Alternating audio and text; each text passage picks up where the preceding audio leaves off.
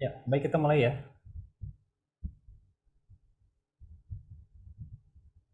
Assalamualaikum warahmatullahi wabarakatuh. Waalaikumsalam Waalaikumsalam warahmatullahi wabarakatuh. Waalaikumsalam warahmatullahi wabarakatuh. Ya, hari ini kita akan melanjutkan sesi perkuliahan ya, masuk ke materi baru. Eh, ada sedikit teori, ada sedikit konsep ya, konsep teori yang akan nanti dijelaskan.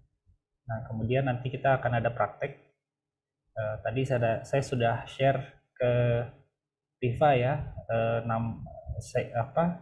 filenya ya. Jadi mungkin di-download dulu. Nah, setelah itu kita coba nanti sedikit praktikum ya di akhir terkait dengan materi pada hari ini. Oke, saya coba share screen dulu. Kalau memungkinkan on cam ya, karena nanti kita akan diskusi, berarti enak diskusinya.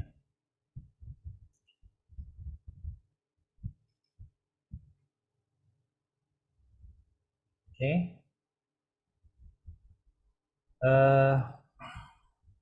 Materi hari ini adalah terkait dengan manajemen data spasial. Ya. Materi ini penting ya, penting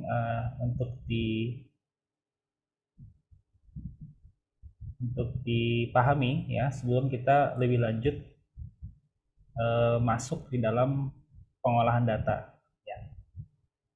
Jadi ini lebih kepada tips and trick bagaimana mengelola data spasialnya supaya bisa tetap digunakan, tidak rusak ya. Kemudian juga kita bisa melakukan berbagai analisis setelahnya begitu. Jadi di materi pada siang hari ini ada beberapa poin yang ingin saya sampaikan ya.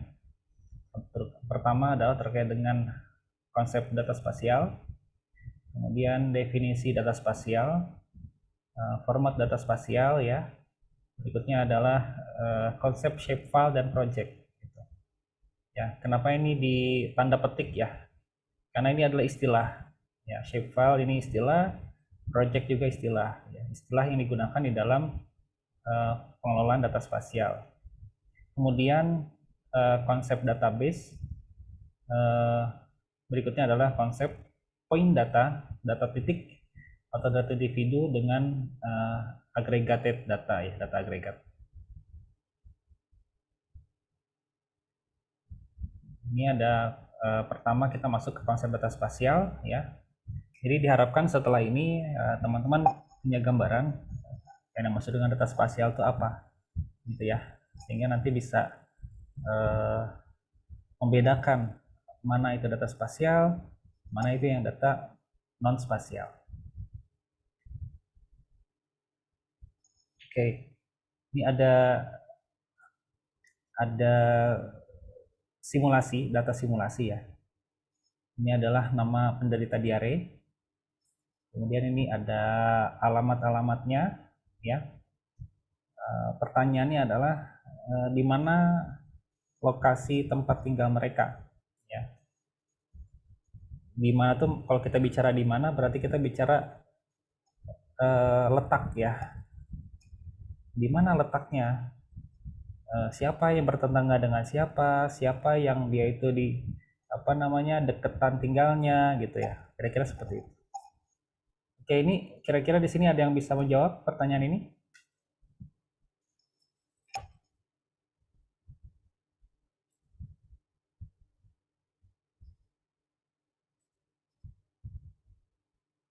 Ya, ada yang bisa menjawab? Ada yang tidak bisa menjawab? Saya balik. Ada yang bisa menjawab? Tidak ada yang bicara? Ada yang tidak bisa menjawab? Tidak ada yang berkomentar juga? Ya. Ada yang bisa menjawab? Tidak, Pak. Tidak. Oke. Terus kalau misalnya saya bikin seperti ini,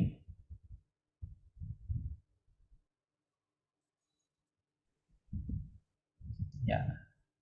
Misalnya saya bikin denah ya. Saya bikin denah kompleknya gitu. Ini gerbang utamanya di sini. Kemudian ini ada jalan utama ya. Ini ada lokasi masjid. Ini ada lapangan ya, lapangan bola. Kemudian ini ada rumah-rumahnya nih, ya, kompleknya gitu ya, blok-bloknya gitu. Nah, di sebelah kanan ini adalah nama-nama penderitanya ya. Kemudian ini ada X sama Y-nya. Nah, ketika saya sudah buatkan seperti ini ya, yang tadi kan kita nggak bisa jawab ya, karena kalau kita bicara jalan ya, misalnya jalan Ciputat Raya, itu kan jauh panjang ya, jalan Ciputat Raya itu kan dari apa namanya, dari tanjakan itu ya, dari mulai jembatan misalnya gitu ya, sampai ke ujung sana di flyover, itu tuh masih jalan Ciputat Raya misalnya gitu ya. Nah, berarti kan panjang sekali gitu ya. Ini kalau misalnya kita hanya berbasis pada alamat saja, ini belum belum belum belum pasti gitu lokasinya di mana. Karena kan jalan itu kan panjang ya. Jalan itu kan panjang. Tapi kalau misalnya kita sudah mendatangi rumah-rumah itu, kemudian kita buatkan denahnya seperti ini ya. Oh, ternyata Desi itu sebelahan rumahnya ya sama Hanitia misalnya ya. Kemudian kalau misalnya ini di seberang nih, oh ternyata seberang dari jalan atau dari bloknya Hanitia sama Desi itu adalah Dian nih misalnya gitu ya. Nah, ketika kita membuat seperti ini ya, maka ini data itu sudah tervisualisasikan dengan benar ya. Kalau ini kita masih bingung nih, gimana lokasi tinggalnya gitu ya. Ya masih abstrak, masih nggak jelas gitu ya di mana. Tapi kalau misalnya kita sudah buatkan seperti ini, buatkan denahnya, kemudian kita tempatkan lokasi dari masing-masing nama-nama tadi, ya baru kemudian kita bisa lihat, oh ternyata misalnya nih ya, nomor 3 ini tetanggaan sama nomor 8, kayak gitu ya, di jalan yang sama ya. Ini sederetan nih, tapi ini beda jalan di seberangnya misalnya gitu ya. Nah, itu kita bisa melihat itu. Kemudian juga, oh ternyata yang paling dekat masjid itu nomor 5 ya. Kalau yang paling jauh dari masjid itu nomor 4 misalnya gitu ya. Jadi kita sudah bisa secara orientasi lokasi, kita sudah bisa mendapatkan gambaran letaknya di mana gitu. Ya. Jadi kalau kita lihat di sebelah kiri, ini adalah data non spasial. Ya, data non spasial alamat dari penderita diare. Ya. Nah, kemudian kalau yang ini adalah data spasial. Ya, bedanya adalah kalau di sini belum ada XY-nya gitu. Ya. Jadi ketika kita misalnya magang di puskesmas, kemudian kita mendapatkan data nama-nama penderita DBD misalnya gitu ya, kasus DBD di wilayah kerja puskesmas tersebut atau di kelurahan situ ya. Nah, kita baru mendapatkan data berdasarkan jalan gitu. Nah, ini belum menjadi data spasial gitu ya. Karena apa? Karena masih abu-abu nih ya. Jalan Bina Niaga ini kalau kita lihat jalannya panjang ya. Apakah rumah itu bisa kita temukan di situ atau masih kita meraba-raba, kan begitu ya. Jadi istilahnya ini keterangan alamat ini masih perlu untuk diverifikasi ya, divalidasi di lapangan. Nah, sedangkan yang data spasial ini, nah alamat ini sudah dijelaskan dalam bentuk koordinatnya, X sama Y-nya itu berapa ya, kita sudah buatkan denahnya, kemudian sudah jelas. Jadi artinya apa? Artinya ini sudah definitif, sudah jelas ya, sudah tidak ada keraguan lagi ya, bahwa di jalan Bina Bakti itu panjang ya, tapi kemudian kita sudah mendapatkan lokasi pastinya itu di mana gitu ya. X sama Y-nya itu sudah ketahuan gitu ya. X sama Y-nya sudah ketahuan kayak gini ya. Nah, ini data non spasial. Data non spasial ini kalau misalnya kita melakukan atau kita ingin mengubah menjadi data spasial, maka ini prosesnya adalah geocoding, georeferencing. Atau dengan bahasa sosialnya ya, ini adalah kita silaturahmi. Ya, kita silaturahmi datang ke rumah-rumah ini ya, kemudian kita lihat alamatnya di mana, kita datangi ya, kemudian kita ketahui di situ alamatnya dan kemudian kita dapatkan koordinatnya. Ya, jadi kita mau nggak mau harus datengin ya, tidak bisa kita menentukan titik lokasi rumah dari setiap orang ini hanya berdasarkan pada perkiraan, nggak bisa. Kita harus datang langsung ke sana, silaturahmi, kenalan ya, kemudian setelah itu kita plot lokasi koordinatnya gitu. Nah, ini ada beberapa definisi terkait dengan data spasial ya. Ada beberapa definisi terkait dengan data spasial ya. Yang pertama ini adalah dia dari umum banget ya, bahwa lokasi itu berarti posisi di ruang muka bumi ya. Jadi yang dimaksud dengan location itu ada di atas muka bumi gitu ya. Kalau di bulan itu kita nggak bicara lokasi ya, di bulan ya beda lagi kan gitu ya. Di bulan ada lokasi bulan gitu ya, tapi kalau kita bicara yang masuk dengan lokasi ini adalah lokasi di atas permukaan bumi. Kemudian lokasi itu bisa bersifat absolut, bisa bersifat relatif. Absolut itu adalah lintang dan bujur ya. Kalau relatif itu misalnya tadi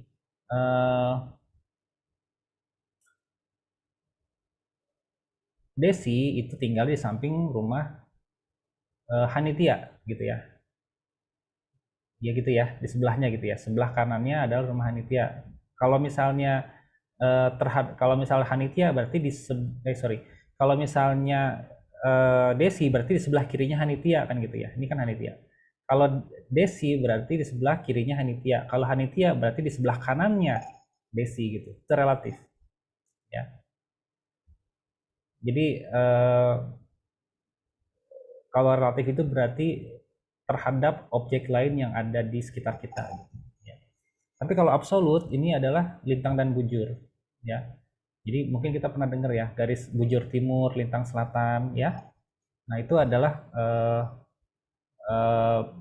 penanda absolut lokasi, ya, penanda absolut lokasi. Nah kemudian di sini di bawahnya ini adalah data spasial adalah data apapun yang memiliki referensi spasial, ya. Referensi spasial atau koordinat menjelaskan lokasi suatu objek. Jadi kalau misalnya kita datang ke suatu puskesmas, kemudian dia punya file Excel, ya. Nah file Excel itu sudah ada ini nih X sama Y-nya. Nah berarti data tersebut meskipun masih dalam format Excel atau bahkan mungkin masih dalam format paper kertas ya, hard copy gitu. Tapi kalau sudah ada ini X sama Y-nya, maka ini sebenarnya pada hakikatnya data spasial gitu. Loh kan belum kelihatan petanya. Ya, tapi atributnya sudah mencukupi. Ya, atribut ini sudah ada. Gitu ya. Adapun untuk menjadikan peta itu lebih kepada tahapan teknis saja gitu. Ya. Bahwa syarat-syarat itu sudah mencukupi di sini untuk dibuatkan peta ada, ya. Makanya dia meskipun belum bisa menjadi peta atau belum tampil sebagai peta, tapi syarat-syarat untuk menjadi peta itu ada di sini. Ya. Jadi kalau misalnya nanti datang ke satu puskesmas, ternyata di situ sudah ada file Excel, kemudian kasus DBD-nya itu sudah berdasarkan koordinat X sama Y. Nah, berarti itu adalah pada hakikatnya sudah kita bisa sebut sebagai data spasial. Ya, meskipun belum jadi petanya, belum kelihatan distribusinya, belum kelihatan sebarannya. Ya. Jadi kira-kira seperti itu ya. Nah, ini adalah globe ya. Bola dunia begitu ya. Nah, bola dunia itu, dunia kita itu ya, itu dibagi menjadi 4 kuadran, 4 bagian. Ya, jadi ini ada garis nih ya yang membelah bumi bagian utara sama bumi bagian selatan. Yang ini ada garis juga nih membagi bumi bagian barat dengan bumi bagian timur, gitu ya. Indonesia posisinya ada di bumi belahan timur, ya. Sehingga akhirnya kita sering menyebutnya dengan bujur timur, east, ya. Nah, sedangkan Amerika, ya, Brazil gitu, itu berada di bumi bagian barat atau west. Jadi kita sering menyebutnya negara barat gitu ya. Kalau kita negara timur, ketimuran ya. Apa namanya, budaya ketimuran misalnya gitu ya. Karena memang kita dilihat dari sini kita posisi kita berada di belahan bumi bagian timur. Tapi kalau kita lihat juga di sini, Indonesia itu juga ada wilayah-wilayah yang dia letaknya di atas garis ekuator ini. Ini garis ekuator ya. Garis ekuator ini adalah garis yang membagi bumi menjadi dua, belahan utara satu dan belahan selatan. Indonesia ini ada Aceh ya, kemudian di sini ada Sulawesi Utara ya, kemudian ada Maluku Utara ya. Nah, ini adalah daerah-daerah di Indonesia yang dia berada di bumi bagian utara ya, di atas garis ekuator ini kan ya. Nah, meskipun mungkin sebagian besar wilayah Indonesia itu berada di bagian selatan ekuator. Gitu. Nah, Indonesia karena dia wilayahnya itu ada di utara dan selatan, maka ada wilayah-wilayah di Indonesia yang itu adalah notasinya ya, itu adalah lintang utara. Ya, ini kan garis lintang ya. Ini lintang utara, sana ke bawahnya lintang selatan. Nah, Indonesia ada di yang lintang utara itu Aceh ya, Sumatera Utara, ini lintang utara. Kemudian kalau kita nih Pulau Jawa nih adanya di lintang selatan gitu ya. Ya, kalau bahasa Inggrisnya kalau sumbu Y itu adalah latitude, lat ya, disingkat lat. Kalau misalnya di sumbu X-nya itu adalah longitude atau long ya. Nah, ini kurang lebih seperti ini ya, lebih detail lagi dibaginya begitu. Nah, kemudian juga di dalam kita mengelola data spasial itu ada yang namanya format data spasial. Ya. Format data spasial ini adalah format di dalam data yang kita gunakan, data spasial yang kita gunakan gitu ya. Formatnya apa? Gitu. Nah, di sini ada istilahnya data vektor. Ya. Tentu kalau kita dari Casling, ya, vektor itu kan kalau di Casling kan maknanya lain, ya, maknanya lain. Vektor itu adalah ke hewan ya, yang membawa, yang dia itu sebagai media ya, istilahnya apa namanya, sebagai perantara gitu. Misalnya kayak nyamuk, bukan nyamuknya yang apa nama, maksudnya bukan nyamuknya yang penyebabnya, bukan, tapi virus yang ditularkan melalui nyamuk tadi ya. Nyamuk itu sebagai vektor ya gitu. Nah, vektor di sini tidak ada kaitannya dengan nyamuk ya, tapi berkaitan dengan bentuk data yang dia itu apa namanya, titik, garis, dan area gitu ya. Vektor di sini menurut saya sih lebih dekat ke istilah di matematika ya, ataupun di fisika ya. Ya, kalau matematika itu kan diajarkan kalau vektor itu adalah sesuatu yang dia itu punya besaran, punya arah ya. Jadi kalau misalnya ada besarannya dua berapa? Dua kemana? Dua ke timur. Oh, berarti dua langkah ke timur gitu ya. Dua langkah ke kanan. Gitu. Jadi vektor itu adalah segala format yang memungkinkan dilakukannya perhitungan geometris seperti panjang, luas, dan jarak. Jadi bisa dihitung. Misalnya nih, ada satu titik satu, titik yang kedua di sini. Kita berjalan di sini ya. Nah, berarti kita berjalan ada besaran nih, pergerakan kita berapa, kemudian arahnya kemana, gitu ya. Dari satu titik berikutnya, titik ke titik berikutnya, dan seterusnya gitu. Kemudian kalau titik-titik itu, ini titik-titik yang dia itu tidak terhubung ya. Pohon-pohon ini kita anggap sebagai titik ya. Ini pohon-pohon yang di bawah ini direpresentasikan sebagai titik ya. Nah, sedangkan kalau yang ini adalah aliran sungai gitu ya, sungai ya, yang di situ ada besaran dan juga ada arah ya. Ya, ada jarak, kemudian ada arahnya berapa gitu. Ya, kemana? Ke kiri atau ke kanan, lurus, belok ya. Ini ada arahnya gitu.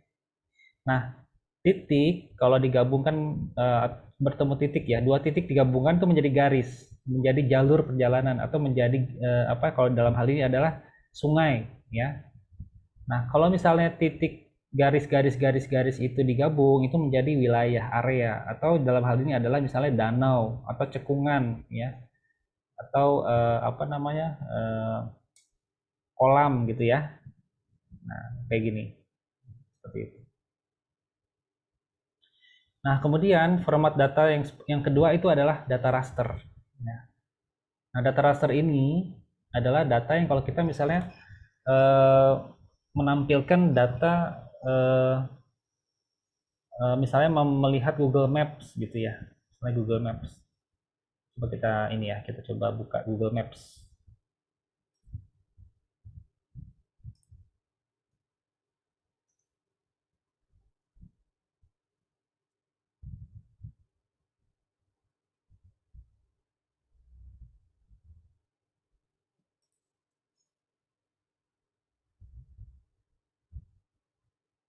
Nah, Google Maps ini adalah contoh data vektor nih, yang ini nih, yang jalan-jalan ini ya, data vektor.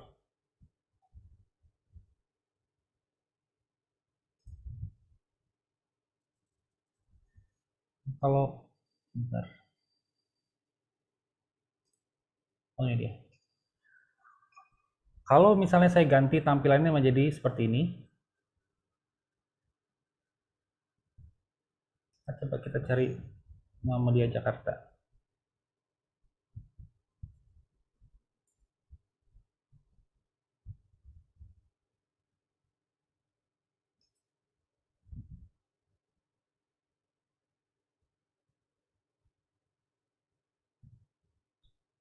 Nah, ini ya. Nah, ini adalah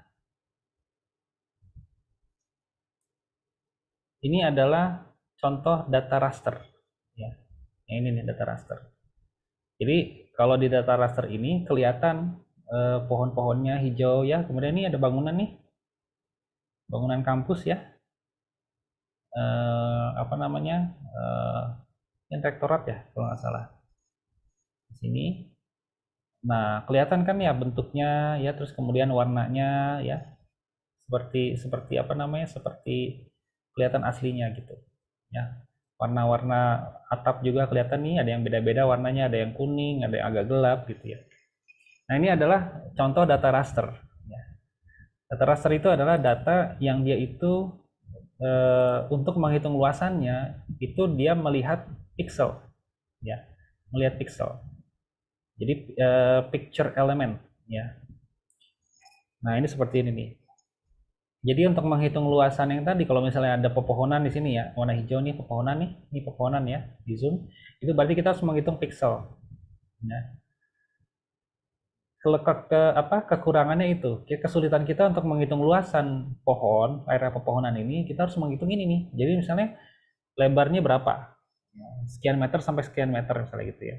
Nah, berarti kalau misalnya ada sekian puluh kotak, berarti luasannya adalah sekian puluh kotak ini dikali dengan luasannya berapa sih kalau satu kotaknya gitu. Ya. Nah, tentu kan kalau misalnya kita mau melakukan analisis agak ribet ya kalau kita harus menghitung itu ya. Memang tapi secara tampilan ini sangat mendekati aslinya, ya sangat mendekati tampilan sebenarnya di atas permukaan bumi kan gitu. Jadi ini kelihatannya ada pohonnya, ada atap rumah ya, ada jalan gitu. Ini kan sebenarnya lebih natural gitu ya. Tapi untuk analisis ini menjadi sulit. Kenapa? Karena kita harus menghitung pixelnya gitu untuk mendapatkan luasan. Ini luasan jalan ini berapa ya? Oh, dihitung pixelnya ada berapa gitu ya. Berarti ini jalan ini berapa sih lebarnya, berapa sih panjangnya gitu ya. Luasannya gimana? Itu kita harus menghitung pixel gitu ya. Jadi itu kesulitannya. Salah satu kendalanya gitu ya. Kekurangan dari menggunakan data raster. Nah, jadi perbedaannya adalah ya, data raster itu seperti ini ya. Istilahnya kalau kita apa? Kalau kita foto kan ya, kalau misalnya resolusinya bagus ya, ketika kita zoom itu kan nggak pecah ya pixelnya gitu. Tapi kalau fotonya resolusinya buruk atau nggak bagus, begitu digedein dikit pecah, ya gitu ya. Nah, pecah itu adalah sebenarnya pixelnya pecah, Ya, kalau kita zoom lagi tuh sebetulnya foto itu ada terdiri dari kotak-kotak ini gitu, sebetulnya gitu ya. Nah, format data spasial raster itu adalah sebenarnya seperti itu. Jadi dia memang bisa melihat secara alamiah ya tampilannya seperti apa tuh tadi ada atap rumah, ada pohon dan seterusnya gitu ya. Tapi dia sulit nanti untuk kita analisis gitu ya. Nah, sehingga biasanya data raster itu kemudian diolah supaya menjadi data vektor. Gitu. Jadi sungai-sungai ini nih yang tadi misalnya kotak-kotak begini kemudian dihaluskan supaya akhirnya menjadi garis seperti ini. Ya. Nah dengan data vektor ini proses penghitungan luasan itu menjadi lebih mudah. Ya. Karena kita tidak perlu menghitung pixel, ya cukup aja kita misalnya langsung aja diolah di aplikasi langsung keluar nanti luasannya berapa gitu ya. Tidak perlu lagi kita menghitung pixel ini satu persatu. Gitu ya. Jadi ada plus minusnya ya. Kalau raster tadi keunggulannya adalah tampilannya itu seperti aslinya di lapangan kita lihat ya. Nah, tapi kendalanya adalah kita susah untuk untuk mengolah datanya gitu, menghitung luasan, menghitung jarak itu susah karena kita harus menghitung pixel kotak-kotak ini. Nah, sedangkan kalau vektor ya tidak sesuai dengan kenyataan di lapangan tampilannya ya sudah banyak yang disederhanakan gitu ya, tapi ini memudahkan untuk analisis ya. Penghitungan luas, penghitungan jarak itu lebih mudah kalau misalnya kita dengan data vektor karena kita tidak perlu lagi menghitung berapa kotak-kotak pixelnya itu untuk misalnya nih sungai ini tuh berapa sih gitu ya, nggak perlu kita hitung dengan kotak-kotak ini lagi gitu. Nah kemudian berikutnya adalah ini ada data non spasial ya. Jadi data non spasial ini adalah data yang dia itu tidak punya koordinat ya. Nah, tapi data non spasial ini juga bisa kita manfaatkan ya. Kalau kita bisa integrasikan atau kita join atau kita kawinkan dengan data spasial gitu ya. Misalnya, saya punya peta kabupaten kota untuk seluruh ini ya, seluruh wilayah ini ya di Kalimantan Tengah nih. Saya punya petanya, punya shape filenya, punya peta digitalnya gitu. Nah, itu data ini nanti bisa masuk ke situ ya, bisa masuk ke peta itu di dalam aplikasi sehingga nanti saya bisa tampilkan kabupaten mana yang tinggi TB parunya, kabupaten mana yang tinggi jumlah penderita pneumonia balitanya gitu ya. Itu bisa bisa ditampilkan di sana. Nah, kuncinya adalah ini, kita menggunakan ini primary key, kemudian ini adalah tentu ini data non spasial yang tidak punya keterangan lokasi, ya, tapi kita ada nama-nama kabupaten kota ini yang bisa dijadikan sebagai penyambung untuk kita masukkan ke dalam peta kita. Kemudian juga ada contoh peta kelurahan ya, kelurahan, kemudian ini adalah RW-RW-nya gitu, ya. Nah, jadi bisa ditampilkan seperti ini, ya. Jadi kalau untuk di Jakarta ini sudah ada peta RW levelnya sampai RW ya. Jadi sudah tidak kelurahan lagi, tapi sudah lebih kecil daripada kelurahan. Oke, ada pertanyaan dulu sebelum lanjut?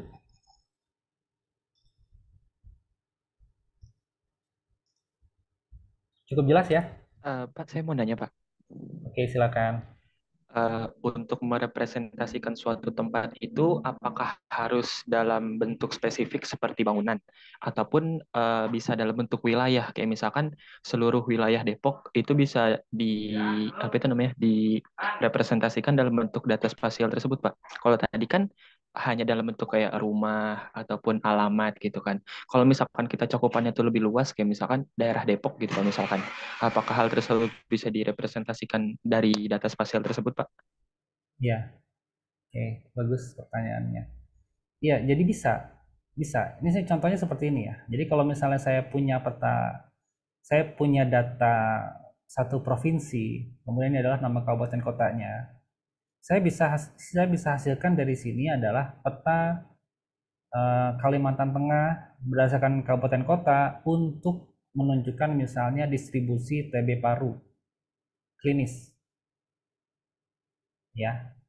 Jadi kabupaten kota mana yang TB paru klinisnya tuh besar, kasusnya tuh banyak gitu. Misalnya di sini ya, Kapuas gitu ya. Kemudian apakah di wilayah di dekat Kabupaten Kapuas itu ada juga yang kasusnya yang tinggi misalnya gitu ya, atau distribusinya itu di Provinsi Kalimantan Tengah itu apakah dia itu apa namanya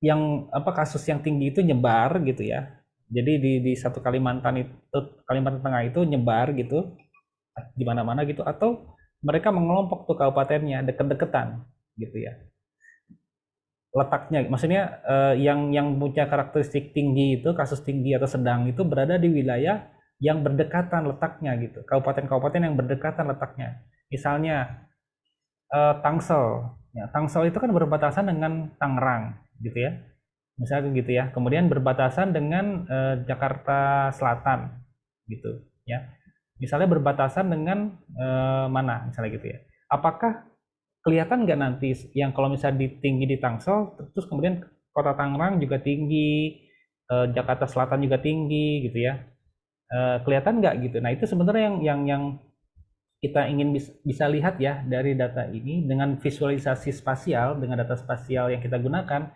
apakah betul penyakitnya itu apa namanya mengelompok misalnya gitu ya, atau dia itu punya pola yang menyebar di kabupaten-kabupaten yang jauh, misalnya Tangsel jauh tinggi, terus kemudian yang tiba-tiba tinggi lagi itu misalnya di Lebak misalnya gitu kan, itu kan jauh ya. Tapi kalau misalnya Tangsel terus kemudian di apa namanya di kota Tangerang gitu, kemudian di Kabupaten Tangerang ya sama-sama tinggi tuh, nah berarti kita bisa secara peta bisa kita lihat, oh ini warnanya gelap semua nih gitu ya, deketan-deketan gitu, deketan-deketan. Nah, sementara itu yang bisa kita gunakan ya. Kalau misalnya tidak berbasis pada titik ya, maka kita berbasis pada wilayah. Gitu ya, kira-kira Rehan. Baik, terima kasih banyak, Pak. Oke, ada lagi yang lain? Ya, jadi peta itu mungkin kita belum bisa, saya belum bisa menjelaskan karena kita belum praktek ya. Tapi peta itu adalah sebenarnya media lain atau metode visualisasi data yang lain. Kalau misalnya kita selama ini mengenal membuat grafik ya, pie, bar ya, kemudian misalnya kita bikin tabel ya. Nah, sekarang kita coba bikin sesuatu yang baru ya, membuat peta gitu ya, membuat peta, karena tidak semua yang kita tampilkan di grafik itu bisa terpahami ya, dengan apa namanya, ini kok tinggi ya, kabupaten ini apa kecamatan ini tinggi ya, sebenarnya kecamatan ini sama kecamatan yang sedang itu dia letaknya gimana sih, nah itu nggak bisa dijelaskan dengan kita membuat grafik saja atau membuat tabel saja gitu, tapi kita harus menjelaskan itu dengan membuat visualisasi dalam bentuk peta gitu ya. Nanti kita akan lebih mendalami ke situ ya, nanti kalau udah praktek mungkin akan lebih kebayang. Oke, nah kita masuk ke sini dulu ya, konsep shapefile sama project. Nah ini kenapa saya buatkan tanda petik ya, karena ini adalah istilah gitu. Jadi tidak bisa kita artikan shape file gitu ya, file kemudian ada shape, oh berarti file yang punya bentuk, ya mungkin ya bisa lah kita terjemahkan gitu ya, tapi mungkin padanannya nggak pas gitu ya. Bahwa misalnya ada satu istilah, satu kata misalnya gitu ya, buah tangan misalnya gitu ya, digabungkan buah tangan maksudnya ditaruh di dalam satu frasa jadi frasa gitu ya. Kalau buah ya buah, kalau tangan ya tangan gitu ya, tapi ketika digabungkan itu mempunyai makna yang lain ya. Oleh-oleh kan sebenarnya kan, bukan kita tangan dikasih buah kan gitu ya, bukan ya, tapi oleh-oleh kan gitu ya maknanya gitu ya. Jadi ini juga sama, ketika ada dua kata digabung itu belum tentu bisa diartikan sebagai asal dari kata itu gitu ya. Misalnya file tuh artinya apa, shape itu artinya apa, digabung, oh berarti file yang punya bentuk gitu ya. Nggak gitu juga gitu ya. Kemudian juga project ya. Project itu apakah misalnya kalau sekarang kan konotasinya kan negatif ya kalau kita bicara proyek ya. Proyek pembangunan apa gitu ya. Itu kan biasanya kadang-kadang ya, itu konotasinya negatif gitu ya. Nah, apa sih sebetulnya maksud project di dalam pengelolaan data spasial ini gitu. Nah, ini kita akan coba lihat. Ya. Nah, jadi yang pertama adalah terkait dengan shapefile ya. Shapefile itu adalah satu istilah ya, yang pertama kali dicetuskan oleh satu pembuat aplikasi ya, namanya satu lembaga pembuat aplikasi namanya Environmental Systems Institute Incorporation atau disingkat menjadi ESRI gitu ya, ESRI. Nah, jadi yang pertama kali mencetuskan istilah ini itu adalah ESRI gitu ya, pada tahun 92. Di saat orang lain mungkin belum belum tergerak untuk ngembangin itu gitu ya. Nah, karena dia pencetusnya, maka kalau kita nanti buka aplikasi ya, ketika kita buka aplikasi Quantum GIS, itu nanti selalu akan S3 shapefile gitu ya. Selalu direndengkan atau diikuti ya. Jadi kalau misalnya kita bicara S3 selalu shapefile gitu ya. Nanti di dalam aplikasi kita nanti kita lihat gitu ya. Kenapa kok nggak S3 aja atau kenapa kok nggak shapefile aja gitu ya. Tapi selalu S3 shapefile. Karena apa? Karena S3 ini adalah yang pertama kali yang pertama kali mencetuskan istilah itu. Kemudian format shapefile ini menjelaskan geometri dan atribut dari fitur-fitur yang bereferensi geografis ya. Jadi selain dia punya bentuk geometri ya, misalnya bentuknya panjang, bentuknya bulat gitu ya, atau bentuknya seperti letter S gitu ya, atau bentuknya kayak sungai ya misalnya gitu ya, atau bentuknya segi empat gitu ya. Itu kan berarti menjelaskan geometri. Tapi juga dia geometri itu selain dari misalnya ada bentuk area nih, lapangan, kotak gitu ya. Nah, kotak itu dia mempunyai lokasi di mana lokasi koordinatnya itu gitu ya. Lokasi lapangan bola itu ya, kalau kita bicara lapangan bola itu tahu posisinya di mana tuh, karena fitur itu bereferensi geografis gitu ya. Kemudian juga selain dari bentuk geometrisnya, kemudian letaknya, juga dia bisa menyimpan informasi berupa namanya apa gitu. Jadi setiap objek yang di situ ada bentuknya, ada luasannya, ada letaknya, ada lokasinya, bisa juga kita ketahui namanya itu apa. Jadi ada tabel atributnya ya. Jadi ada tabel. Mungkin selama ini kita melihat kalau di tabel di Excel ya tabel gitu ya, ada nama gitu ya. Tapi tabel itu kita nggak bisa tahu ini lokasinya di mana ya, misalnya gitu ya kan. Kalau misalnya kita nih ada tabel nih, misalnya tabel nama-nama lapangan misalnya gitu ya, atau nama-nama mall misalnya gitu ya, tabel nama-nama mall gitu ya, atau nama-nama puskesmas gitu ya, tabel nama-nama puskesmas. Nah, tapi kita nggak tahu ini letak puskesmasnya di mana sih gitu ya, di tabel yang kita punya ya, biasanya kan gitu. Terus kemudian juga bentuknya gimana sih letaknya itu ya, kalau misalnya ada mall gitu, bentuknya itu letter L atau segi empat gitu, atau kubus bukan kubus, atau kotak gitu ya. Nah, itu bentuknya kayak gimana tuh? Nah, kan kita nggak tahu ya. Nah, inilah kelebihan dari shapefile. Dia bisa menyimpan geometri ya, bisa menjelaskan lokasi dari geometri tersebut, dari objek geometris tersebut. Misalnya tadi mall, letaknya di mana? Bisa ketahuan misalnya gitu ya. Nah, kemudian juga bisa menyimpan namanya. Jadi mall misalnya kalau di Jakarta yang besar itu kan mall Taman Anggrek misalnya gitu ya. Itu kita bisa tuliskan Taman Anggrek. Sehingga ketika kita klik di geometrinya itu nanti akan keluar informasi terkait dengan namanya itu apa. Nah, nanti kita nanti praktekin deh. Ya, kita nanti praktekin gitu. Ya, karena akan lebih akan lebih jelas kalau kita praktekkan. Berikutnya adalah yang kedua, shapefile itu dia bukanlah satu file yang berdiri sendiri. Ya. Jadi kalau misalnya kita selama ini mengenal Excel itu XLSX ya.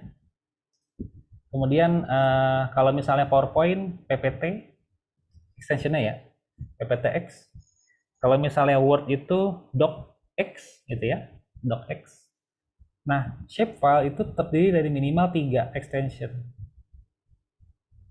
SHP ini yang menyimpan aspek geometris tadi, SHX itu yang menyimpan indeks dari aspek geometrisnya, ya, indexing ya. Kemudian DBF itu adalah menyimpan nama dari fitur geografis tersebut.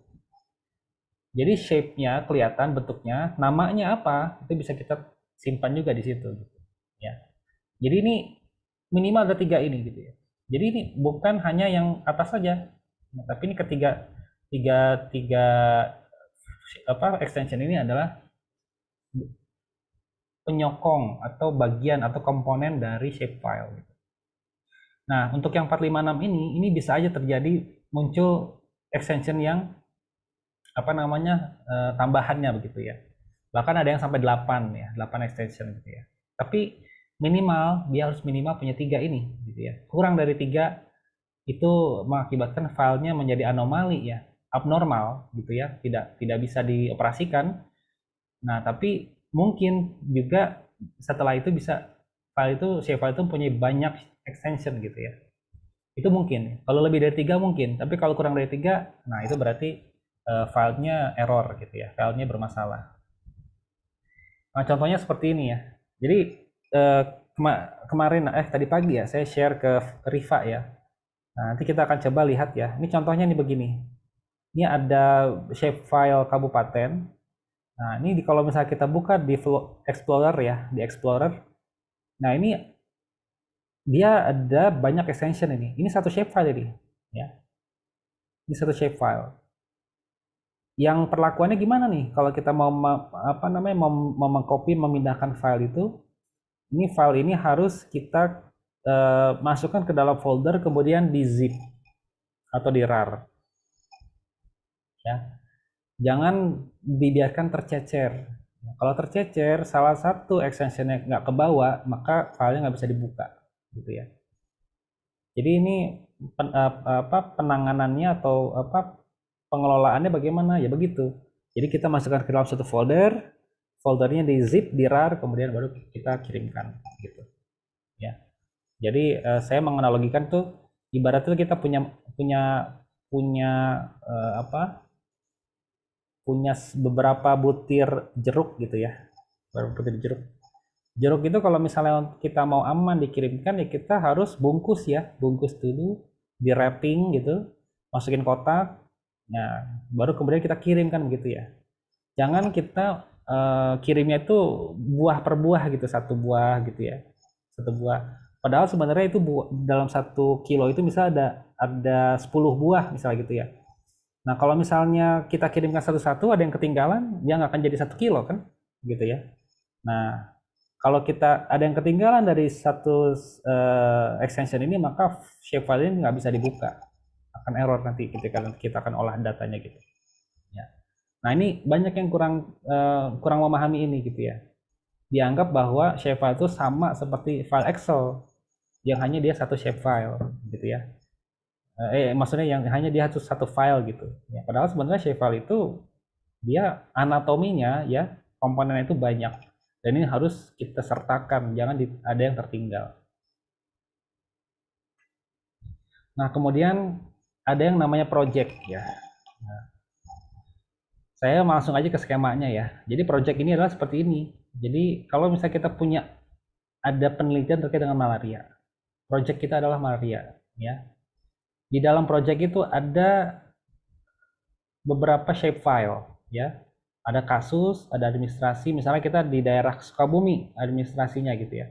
Kemudian kasus malarianya kita tampilkan. Kemudian lokasi dari puskesmasnya atau mungkin pustu atau apalagi klinik yang ada di sana. Nah, ini kita tampilkan juga misalnya gitu. Ya. Nah, ini adalah shapefile sendiri-sendiri, bisa berdiri sendiri ya. Tapi bisa juga digabungkan ke dalam satu project gitu. Jadi mereka kerjasama gitu ya. Di sini peta administrasinya adalah misalnya peta Sukabumi gitu, terus kemudian ini kasus malarianya, ini kemudian vaskesnya gitu ya. Nah, itu kemudian ditampilkan bersama-sama ya. Jadi saya menganalogikan tuh project itu sebagai manajer gitu ya. Kemudian Chef ini dia sebagai staffnya gitu. Jadi ketika nanti kita misalnya melakukan olah data di project ini, kita tinggal panggil manajernya. Nanti kemudian shape file yang ada di dalam ini nanti otomatis langsung terbuka sesuai dengan project yang kita sedang jalankan gitu. Ya, oke. Nah sebelumnya kita coba ini dulu ya. Kita coba kita coba membuat direktori kerja dulu ya, direktori kerja ya. Nah setelah materi ya, setelah slide ini. Jadi salah satu dari karakteristik data spasial ini juga sangat erat kaitannya dengan direktori kerja. Jadi kita nggak bisa sembarangan membuka project di sembarangan tempat gitu ya. Kalau Excel kan kita punya flash disk atau kita punya hard disk gitu ya. Itu kan kalau kita buka di situ bisa gitu ya. Buka di hard disk atau buka di flash disk ya bisa gitu. Ya, bisa dibuka gitu. Tapi kalau project ya dia harus patuh pada pertama kali dia dibuatnya di mana gitu. Ya, jadi kalau misalnya ini contoh misalnya DGIS UIN project ya. Kemudian satu ketika saya tambahkan folder satu nih, Hajar di bawah project ini. Gitu ya. Nah, ini udah berubah nih susunannya gitu ya.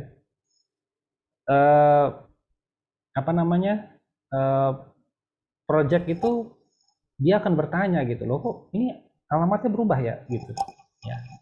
Kalau kita misalnya ada tukang pos lewat, tukang pos tuh tahu tuh rumah kita di sini gitu ya, misalnya di sini sekarang nih rumah kita di sini, kemudian kita tiba-tiba pindah gitu, pindah tanpa mungkin tidak menginformasikan ke tukang posnya atau ke kantor posnya gitu, kita pindah aja gitu, kan orangnya bingung ya, kurirnya gitu loh, kok di sini alamatnya yang tertera di sini, tapi kok ternyata nggak di sini orangnya gitu ya, karena sudah pindah gitu. Orang menghadapi itu kan bingung ya, nggak bisa mencerna gitu loh, gimana ya? Ini ada alamatnya di sini, tapi kok orangnya nggak ada gitu ya.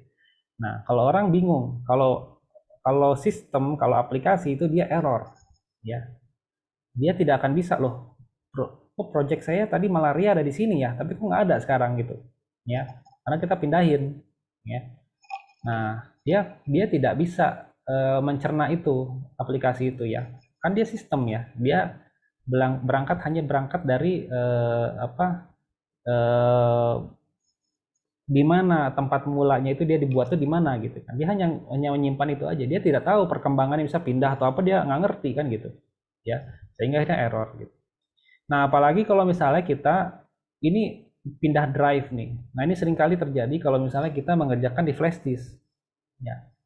Jadi projectnya disimpan di flash disk, ya kan? Kalau misalnya yang kita tuliskan di situ adalah yang kita taruh di flash disk itu adalah misalnya file Word ya, skripsi misalnya gitu ya, misalnya supaya kita bisa ngerjain gampang gitu ya, ya nggak masalah gitu ya, karena Word itu dia tidak menganut sistem direktori, ya, mau dikerjakan di mana aja, dibuka di mana aja bisa gitu ya.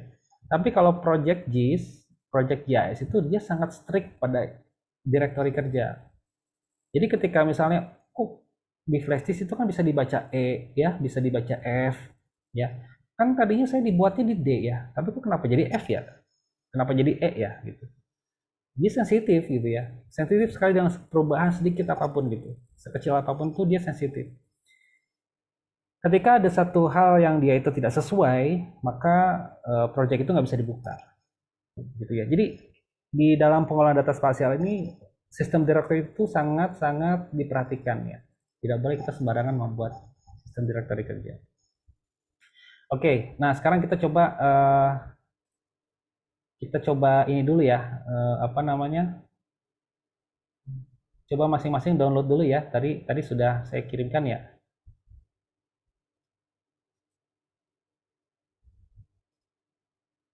Yang file yang tadi.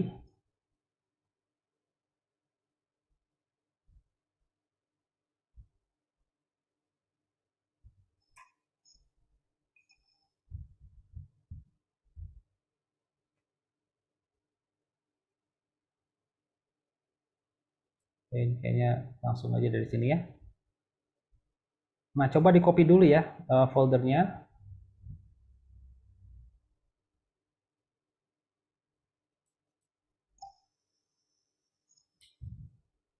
Nah, ini yang data Tangerang ya, data Tangerang di copy yang tadi saya kirim ya.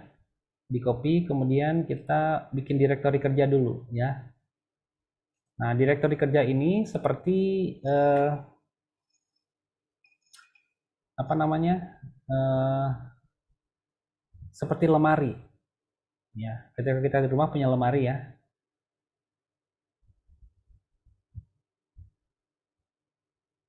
Oke.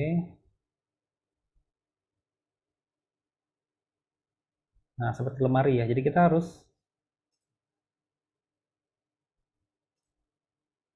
kita kasih nama ya, JIS UMJ 2023 ya.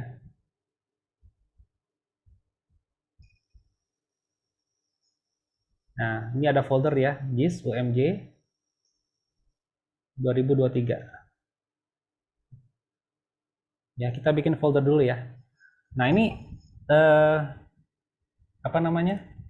Ini kita sebelum kita melakukan proses apapun setelah ini, misalnya olah data, kemudian segala macam lah ya, tahapan-tahapan itu, sebaiknya kita di sini kita buat dulu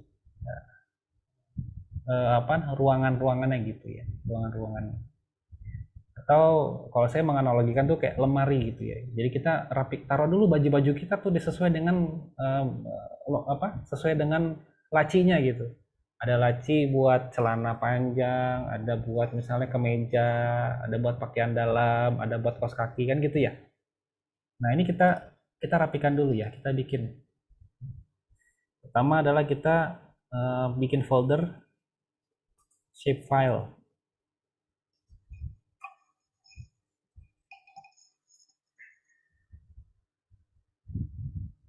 Kemudian ada lagi folder tabular.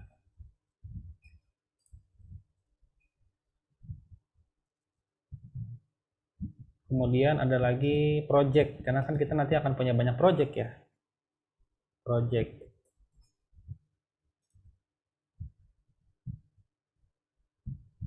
Ada lagi misalnya JPEG gitu ya. 4 dulu deh. Ya, kita bikin 4 dulu.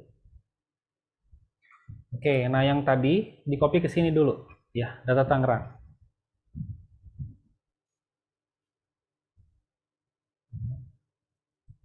Data Tangerang nih, copy. Nah, kemudian kita ekstrak ya. Oke, nah saya pakai ini aja, pakai 7-zip. Nah, 7-zip ini adalah aplikasi yang open source ya, untuk dia bisa buka RAR, bisa buka zip ya, dengan tidak menggunakan WinZip sama WinRAR gitu. Jadi dia ini 7-zip ini adalah aplikasi open source, bisa di-download ya. Nah, misalnya tadi JS UMJ 2023 ya. Nah, ini data Tangerang nih, ekstrak.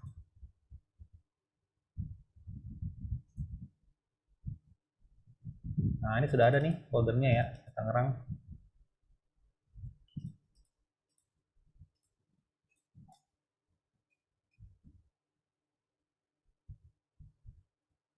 Nah, ya, ekstrak.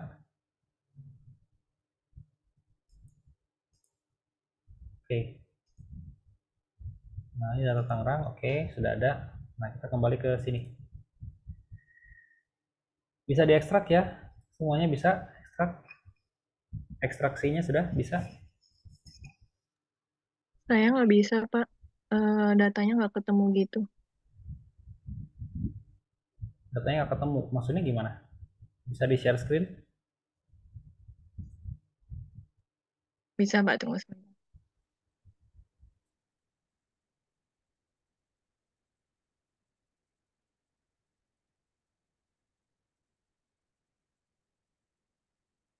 Sudah muncul, Pak.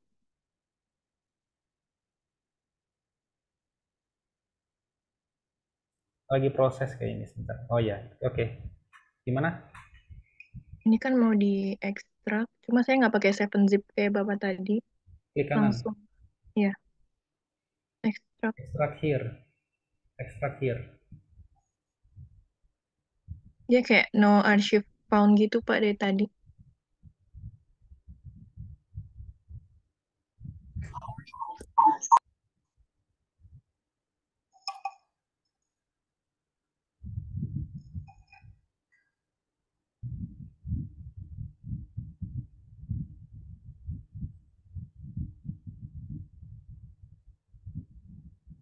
Nggak muncul ya? Iya, Pak, nggak muncul. Coba klik kanan, data Tangerang, klik kanan, extract here. Oh, gitu, ha.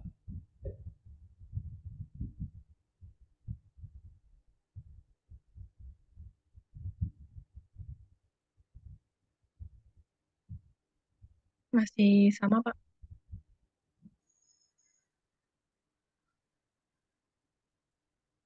Coba pakai 7-zip deh, download aja. Lebih simple. Ya. Oh ya, nanti di-download dulu, Pak. Coba, ini 7-zip ya. 7-zip. Nah, download aja nih. Ini open source ya, gratis.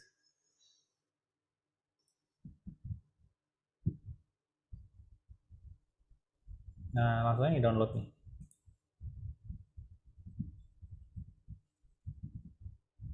Biasanya kalau yang laptop sekarang itu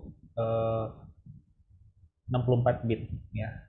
Biasanya. Udah jarang yang 32 ya. Yang 64.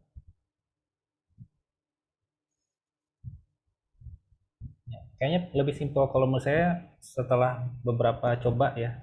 Karena kan kalau yang WinZip sama WinRAR itu sebenarnya lisensi.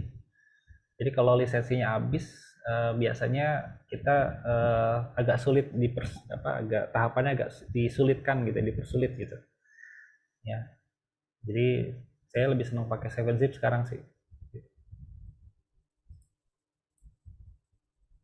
Nggak kelihatan ya? Dari tadi. Ini nih. Maaf nggak kelihatan. Nah ini nih. Jadi klik 7-zip ya. 7-zip. Bisa nih download langsung nih, ada nih download. Nah, kemudian biasanya pakai sekarang kalau yang laptop sekarang rata-rata 64 bit ya. Sudah jarangnya 32. Nah, kita download yang ini nih. Yang install biasa aja. Oke. Nah, yang lain bisa ya.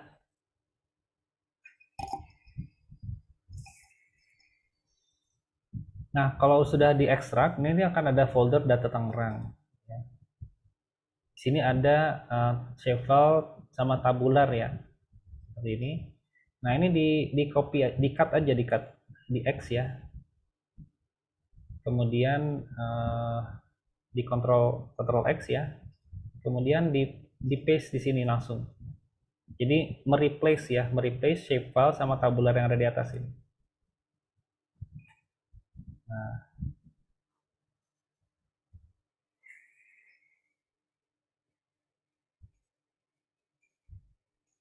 shapefile sama tabular ya. Jadi yang tadi dari data Tangerang ini dipindahkan ya, dipindahkan ke atas gini. Nah, kalau kita buka di shapefile sekarang, ini sudah ada, ini adalah shapefile Tangerang ya. Jadi penamaannya bukan peta digital atau file peta, bukan ya. Tapi shapefile. Jadi perlu apa? Perlu shapefile Tangerang. Administrasi Tangerang misalnya gitu. Shapefile administrasi Tangerang. Ya, bukan peta digital Tangerang, bukan.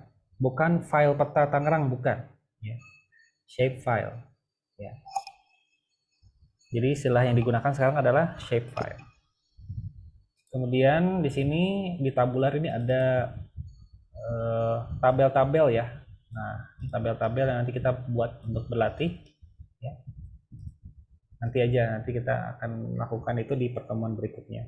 Tapi yang penting itu adalah kita harus mempersiapkan dulu ya direktori kerja kita yang benar. Ya. Jangan kita misalnya mengolah data tabel ini tapi masih berantakan di mana-mana penyimpanannya gitu ya. Nah, jangan seperti itu. Nah, bisa juga misalnya di sini nih kita tambahkan misalnya folder untuk PowerPoint gitu ya, atau materi PowerPoint bisa juga gitu ya, nggak apa-apa ya. Jadi nanti PowerPoint dari materi dari kuliah ini bisa dimasukkan ke sini misalnya gitu. Ya, bisa juga kayak gitu. Jadi istilahnya ini adalah ibaratnya nih ya, ini adalah kita sudah menaruh baju-baju kita atau pakaian kita itu di koper ya, di satu koper. Yang mana kalau misalnya kita ingin mengerjakan project kita di laptop yang lain, di laptop teman ya, atau di laptop kampus atau di komputer kampus ya, atau di dimanapun itu komputernya, laptopnya gitu. Nah, kita tinggal copy nih, tinggal copy satu folder ini ya, kemudian langsung paste di D manapun gitu, ditempel gitu ya, ditempel di D manapun itu laptopnya, nanti insya Allah bisa dibuka project kita gitu ya, dengan catatan bahwa posisinya begini ya. Jadi semakin kita buat rumit, misalnya D, kemudian semester 7 ya, hari apa namanya sekarang, hari Jumat misalnya gitu ya, kita bikin folder-folder gitu ya, hari Jumat jam 1, semakin panjang semakin panjang foldernya ya, direktori kerja semakin sulit kita untuk mindahin ya, untuk memindahkan project itu semakin sulit gitu. Jadi makanya kita keep it simple, bikin simple. Jadi ini GIS UMJ 2023 ditaruh langsung di D, sehingga nanti kalau ada apa-apa kita perlu darurat nih, misalnya laptop kita rusak, nauzubillah jangan sampai ya, laptop kita rusak, kebakar misalnya gitu ya, terus kemudian saya masih mau ngerjain nih, ada project nih, berarti ini harus kita copy nih ya dari sini gitu ya, kita copy satu folder ini, di dalamnya semua sudah ada nih di dalam sini gitu ya. Nah, kita tinggal pindahkan ke drive D komputer lain gitu. Langsung ditempel di D-nya gitu ya. Jangan kita bikin directory yang panjang. Gitu. Oke, bisa ya semuanya?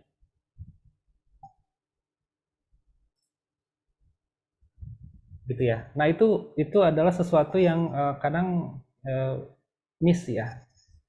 Ya, bahwa menyamakan antara pengelolaan data spasial dengan pengelolaan data pada umumnya gitu. Nah, itu yang kadang-kadang suka miss tuh di situ ya, bahwa mengelola data spasial beda, ada bedanya gitu ya. Nah, perbedaan itulah yang harus kita pahami apa, sehingga nanti kita bisa mengelola dengan baik. Ibaratnya nih kita punya, nah, ya mungkin teman-teman punya saudara ya, mungkin ada adik atau kakak gitu ya. Tentu orang tua itu melihat kan gitu. Ini anak saya yang nomor 1 ini karakternya begini ya. Nah, gitu ya. Ini karakternya begitu. Kan nggak bisa disamain ya. Meskipun kita satu ini ya. Misalnya ada yang satu ini senang warna biru, misalnya gitu. Yang satu senang warna merah gitu ya. Kan nggak bisa kita paksa, kamu semua warnanya sama ya. Kan nggak bisa ya.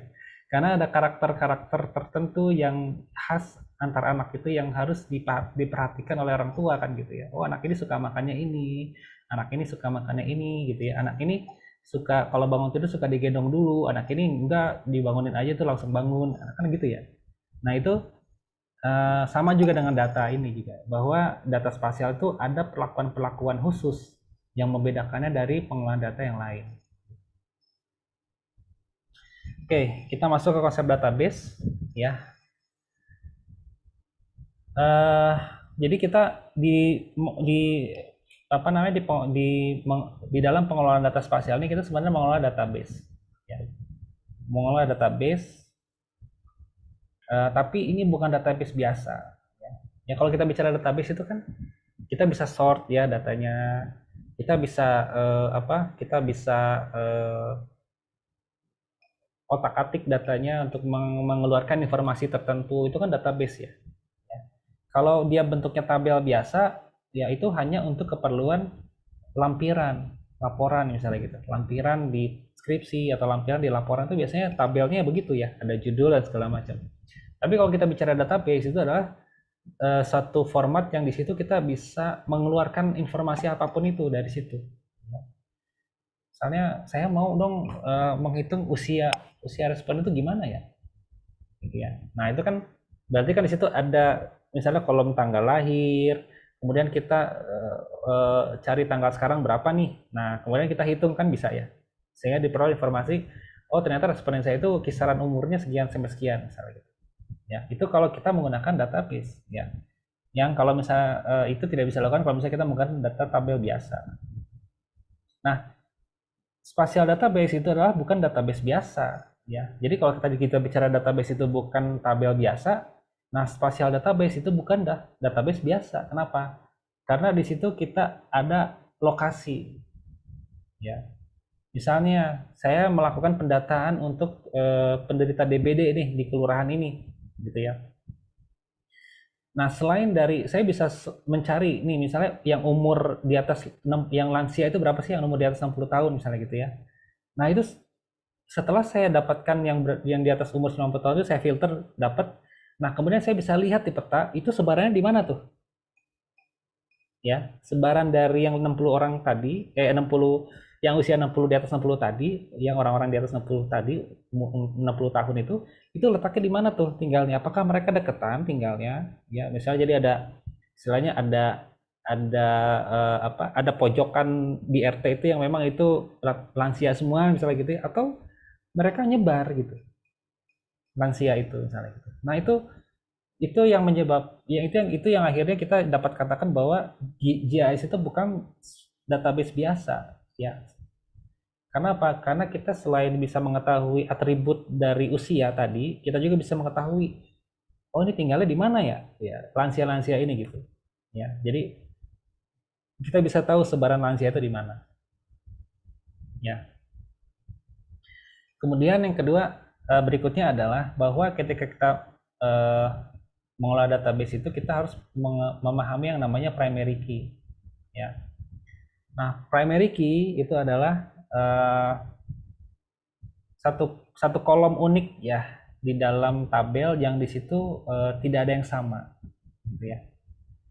Jadi seringkali misalnya kita primary key itu kalau kita bicara di dunia kampus ya, primary key itu adalah NIM atau NPM mahasiswa gitu ya. Karena tidak mungkin ada NPM yang sama untuk dua mahasiswa yang berbeda. Ya, pasti ketika mahasiswa itu masuk ke dalam diterima sebagai mahasiswa di situ di waktu awal tahun dia diterima di situ, maka otomatis begitu dia masuk, begitu dia dapat juga, bahkan sebelum dia masuk dia sudah dapat NPM gitu. Yang NPM itu berbeda dari mahasiswa yang lain. Ya. Jadi tidak ada mahasiswa yang dia punya NPM sama nih. Dua mahasiswa NPM-nya sama, nggak mungkin. Jadi begitu dia masuk kuliah itu sudah beda NPM-nya gitu, sudah punya NPM masing-masing. Ya.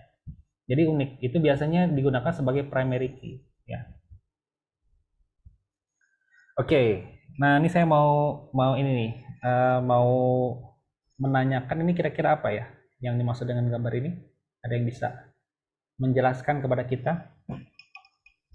Tadi kita sudah dapatkan materi terkait dengan primary key, ya. Kemudian sudah dapatkan materi terkait dengan database. Nah, sekarang ini ada contohnya nih. Nah, kira-kira bisa nggak ada yang bisa memberikan pendapatnya terkait dengan gambar ini?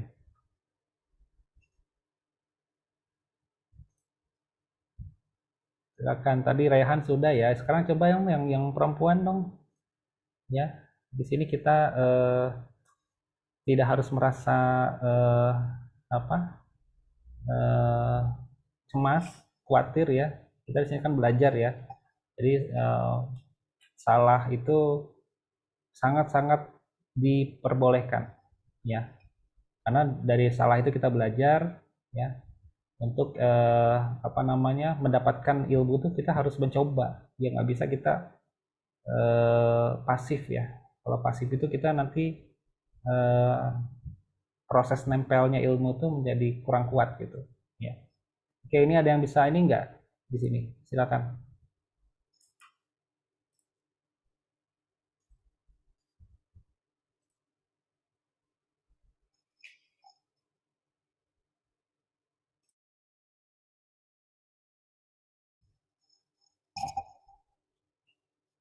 Jangan takut berpendapat ya, bersuara ya. Jadi saya pernah diceritakan kalau yang apa namanya, eh, di satu ruang rapat ya, ruang rapat direksi, eh, ada yang pinter tapi dia nggak berani bersuara. Akhirnya dia cerita sama teman sebelahnya, ini loh saya punya ide gini. Temannya itu yang kemudian menyampaikan ke di rapat direksi itu ya. Akhirnya si temannya itu eh, mendapatkan promosi ya, padahal itu sebenarnya ide dari temannya yang tadi ya kan. Nah, seringkali kita begitu ya, kesempatan kita nggak berani mengambil kesempatan, akhirnya kesempatan itu diambil sama orang lain ya. Kita misalnya seneng nih, saya mau ngelamar satu wanita gitu ya, perempuan, tapi kita nggak berani ngelamar, nggak berani datang ke orang tuanya, taunya tiba-tiba dia diambil sama orang lain. Yang berani itu yang menang ya, yang yang tidak berani dia akan ketinggalan. Jadi dibiasakan dari kelas ini ya, kita berani ya untuk apa namanya, untuk berpendapat ya. Salah itu biasa ya, salah itu biasa ya. Tapi kalau misalnya kita tidak mencoba, kita nggak akan pernah tahu, kita nggak pernah tahu yang jawaban yang benarnya itu apa ya. Jadi itu bagian dari proses belajar ya. Silakan, ada yang mau ini? Saya, Pak. Oke, silakan Aisyah. Menurut saya di sini ada database relasional yang meliputi sistem dari air minum yang ada di masyarakat. Jadi ada relasi antara data customer atau pelanggan yang berhubungan dengan data penyakit akibat air minum tersebut. Dan juga ada data mengenai reservoir dan kejadian dari kontaminasi dari air minum tersebut. Seperti itu, Pak. Oke, jadi ini adalah Aisyah melihatnya dari sisi itu ya, database, kemudian ada relation atau ada hubungan antar database-database yang ada ya. Ya, oke, bagus. Next, ada lagi yang lain? Dari sisi itu ya, Aisyah ya fokusnya ya. Oke, nggak apa-apa. Lanjut. Yang lain gimana? Bisa melihat dari sisi yang lain?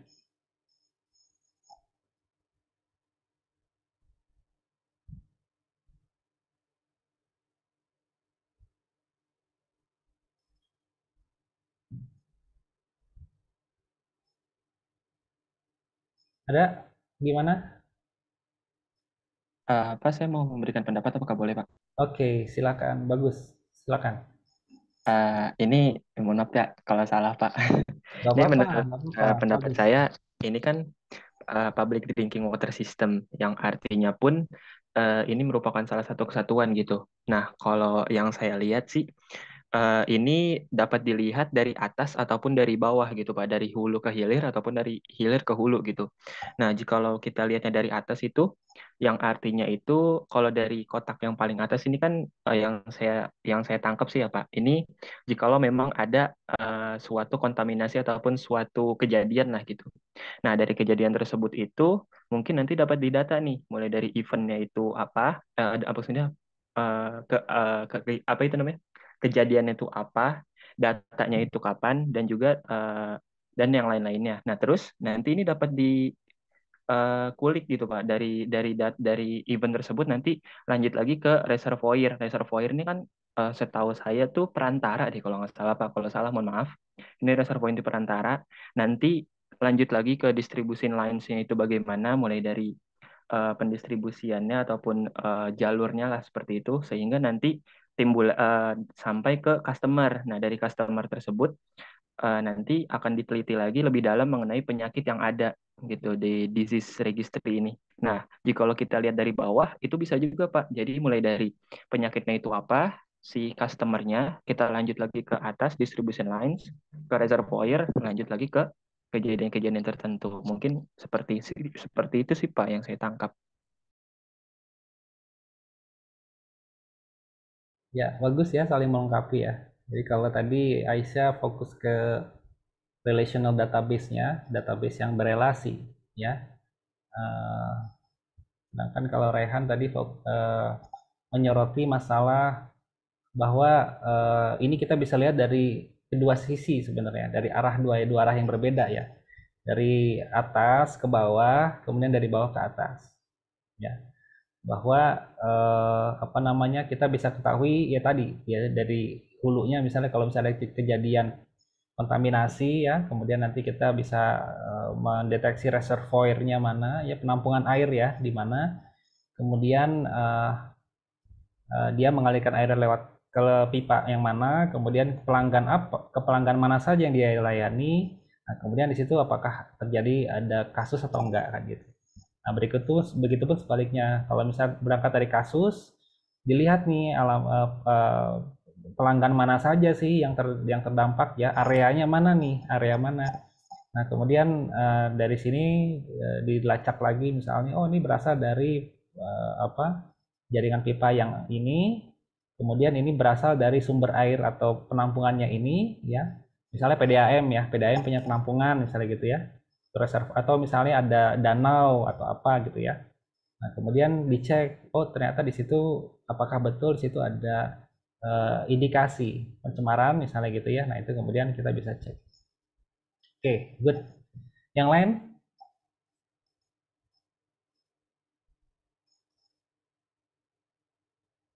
Ya. Ada lagi nih bagus nih. Jadi ada dari dua sisi ya. Saya melihat dari sisi database-nya, kemudian ini dari sisi alur datanya gitu ya. Kalau tadi kan Raihan dari alur data, kalau tadi Aisyah lebih ke terkait dengan relational database atau database yang saling berhubungan ya. Oke, ada lagi yang lain?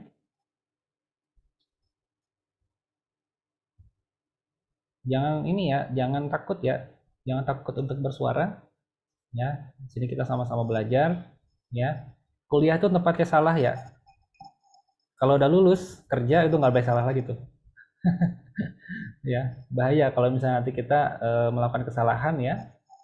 Itu kalau misalnya udah kita berada di pekerjaan itu bisa dikatakan kita sudah tidak boleh melakukan kesalahan lagi ya, meskipun masih ada toleransi, tapi sudah tidak boleh terlalu banyak melakukan kesalahan karena kita sudah berhubungan dengan masyarakat tuh nanti ya. Oke, gimana yang lain? Oke, saya coba elaborasi ya. Jadi kalau misalnya dari materi yang sebelumnya terkait dengan database kemudian primary key, maka yang garis-garis ini menghubungkan primary key. Ya, kalau kita pahami ya. Kalau kita cermati nih. Reservoir ID gitu ya. Di sini ada reservoir ID gitu ya, sama. Kemudian main ID, bisa juga di dalam database customer itu ada main ID. Kemudian di disease registry ini juga ada address. Di sini customer ada address, gitu ya. Jadi kalau kita perhatikan di sini sebenarnya primary key. Primary key itu fungsinya untuk menggabungkan, ya. Ini database bisa saja berasal dari beberapa instansi yang berbeda. Misalnya contamination events, bisa ini dari database, misalnya database LSM lingkungan misalnya, yang memang mereka concern dengan pencemaran, kan gitu ya, pencemaran lingkungan. Kemudian di sini ada reservoir. Reservoir ini mungkin dimiliki oleh Pemda. Ya, di Pemda itu mungkin mereka punya data penampungan air atau danau-danau atau apa yang menjadi sumber air bersih ya untuk wilayah tersebut gitu. Jadi misalnya data PDAM dan seterusnya. Ini dari data PDAM misalnya gitu, atau data Pemda. Kemudian distribution lines ini adalah sama, mungkin masih data PDAM juga ya, atau data yang mereka itu apa? Kalau di Bogor itu ada istilahnya perusahaan air ledeng ya. Nah, dia membangun pipa-pipa tuh ke rumah-rumah tuh, ya. Jadi menghubungkan antara tadi penampungan airnya di mana, kemudian pipanya tuh disambungkan ke rumah-rumah gitu. Nah, di rumah-rumah itu ada customer, ya. Customer ini, nah ini database customer nih. Database customer itu bisa saja dia dimiliki oleh masih oleh perusahaan PDAM ya, karena kan ini nanti dia akan billing ya, untuk nagih bayaran gitu kan. Kalau misalnya penggunaan air sekian, bayarnya berapa kan gitu ya. Kemudian di sini ada disease registry. Nah, ini mungkin database ini dimiliki oleh Dinas Kesehatan. Ya, Dinas Kesehatan kayak gini. Nah, dari banyaknya sumber data yang kita lihat di sini, ini pada akhirnya bisa kita gabungkan menjadi satu dataset, database besar. Ya. Dengan memperhatikan ini, primary key-nya gitu. Ya. Jadi ketika misalnya teman-teman udah pada magang belum sekarang? Atau sedang magang ya? Nah, coba dilihat di instansinya itu primary key-nya apa dari data itu. Ya. Artinya ada teman misalnya yang magang di puskesmas, kamu punya data apa? Primary key-nya apa? Kamu kerja di mana? Oh, aku kerja di Kemenkes gitu ya, atau apa gitu ya. Itu coba untuk di explore ya datanya ya.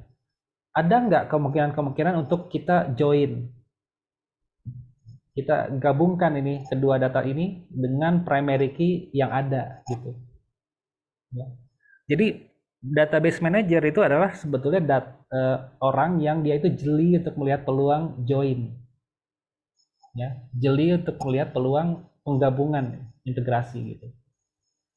Oh, ini ternyata bisa nih digabungkan, kenapa? Ini soalnya ini ada primary-nya sama nih, misalnya gitu ya. Kayak gitu. Padahal ini sebenarnya dari instansi yang berbeda kan gitu. Ya. Nah, seperti itu ya. Jadi primary key itu adalah fungsinya untuk menggabungkan. Bagaimana nanti akhirnya bisa menggabung menjadi satu database besar. Ini tabel-tabel ini menyatu nih menjadi satu tabel Excel besar. 1, 2, 3, 4, 5. Ini menjadi 5 dijembrengin gitu ya. Itu menjadi satu tabel besar gitu. Oke. Tadi menarik, Raihan sudah menyebutkan terkait dengan dari ini ya, alur dari atas ke bawah dan dari bawah ke atas. Nah, pertanyaan lanjutan saya, kalau misalnya kita melihat satu fenomena itu, misalnya permasalahan ini aja, dari atas ke bawah, berarti kan dari ini ya, dari hulu ke hilir, ya. Ini kita sebutnya apa? Bisa kita sebut sebagai apa? Terus kalau misalnya kita berangkat dari hilir ke hulu, ya, ini mungkin bisa kita sebut sebagai apa? Ada yang bisa menyimpulkan dengan dua kata? Sebab akibat, Pak. Ya, ya memang itu ada sebab akibat memang, ya. Memang ada sebab akibat, tapi lebih pasnya itu kalau misalnya kita lihat nih, kita berangkat dari kegiatan ini dulu nih, yang ini, ya. Kemudian kita ke bawah, ya. Ini apa?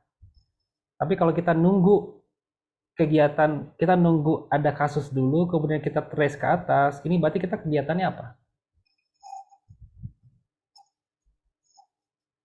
Ya, ini kan berarti kita nunggu ya, ada case, kemudian kita baru bergerak ya.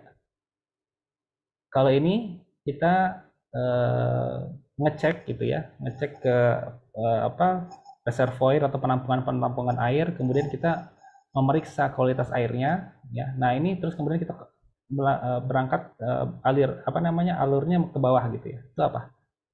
Ada yang bisa menyimpulkan dengan dua kata? Dari atas ke bawah ini satu kata, dari bawah ke atas itu satu kata.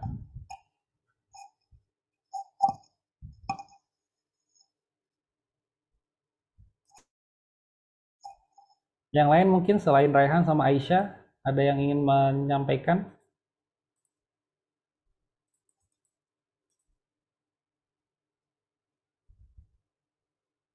Ya, ini kelihatan nih yang antusias ini Raihan, Aisyah. Yang lainnya kurang antusias atau bagaimana? Ayo silakan. Ya, yang lain nih. Ayo, mungkin Rifa mau menyampaikan Rifa, ya. Jadi dia ilmu itu kan dia netral ya. Daya tarik ilmu itu, ya yang menarik ilmu itu masuk ke kita itu adalah antusiasme kita. Ya, kalau kita nggak kurang antusias sama ilmu itu, ya ilmu itu lewat gitu. Tapi kalau misalnya kita antusias gitu ya, pengen tahu ya, ilmu itu akan menghampiri kita gitu. Ya. Nah, kita harus antusias ya. Antusias istilahnya kita ibaratnya gini deh. Kita ada teman, ada orang gitu ya. Terus orangnya antusias gitu ya. Dia akan senang ngobrol sama kita. Tapi kalau ada orang datang ke kita, kemudian kita cuek-cuek gitu ya. Nggak ini, ya orangnya pergi. Saya mau ngobrol sama yang lain aja. Kita misalnya gitu ya. Nah, ibaratnya gitu seperti itu ilmu ya. Jadi ilmu itu juga kalau misalnya kita antusias, kita semangat, bahkan kalau misalnya saya dengar-dengar misalnya di kajian-kajian itu keagamaan ya, jangan lupa bawa bolpen, jangan lupa bawa buku pensil, buku tulis gitu ya, tulis ya, nanya gitu. Nah itu sebetulnya ustadznya itu menyampaikan bahwa ya ilmu itu memang harus diikat, ya, diikat dengan itu, ya ditarik dengan itu dan diikat gitu. Jadi saya berharap nih teman-teman yang lain bisa semangat juga ya, antusias untuk mengikuti perkuliahan ini. Ya, oke, ini ada yang bisa ini nggak menyampaikan nih? Kalau misalnya dari atas ke bawah nih apa? Kalau dari bawah ke atas nih apa?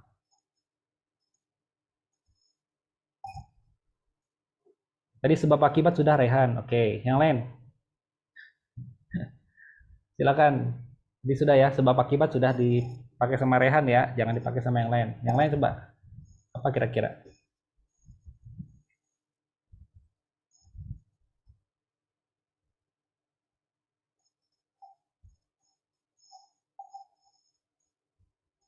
Ada? Kalau nggak ada, rame-rame lambaikan tangan ke kamera.